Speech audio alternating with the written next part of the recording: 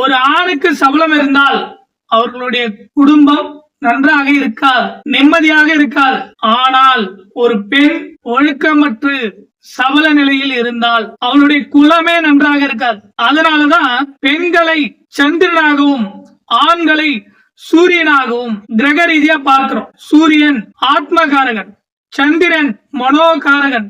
பகலில் ஆண்களுக்கு பலம் அதிகம், இரவு நேரங்களில் பெண்களுக்கு பலம் அதிகம். இரவு நேரங்களில் பெண்களிடம் பேசும்போது எதையுமே நீங்க இல்லன்னே சொல்ல முடியாது, நான் அவ்வளவு சாதுரியமா பேசுவார்கள். அதுபோல காலையில இருந்து ஆண்களிடம் பெண்கள் கேட்டீங்க அப்படின்னா நான் அப்படிலாம் எதுவுமே சொல்லலையே அப்படின்னு சொல்லுவாங்க. இரவுல பேசுறது எல்லாத்தையும் இல்லன்னு சொல்லிட்டு போயிட்டே இருப்பாரு அவர். கணவனும் மனைவியும் இரு தண்டவாளங்களை போன்று நீங்கள் இருவரும் இணைந்து நீங்கள் ஒருவரை ஒருவர் அனுசரித்து மதித்து வாழ்ந்தீர்கள் என்றால் உங்கள் பிள்ளைகள் ரயில் வண்டியை போல வேகமாக சென்று கொண்டிருப்பார்கள்.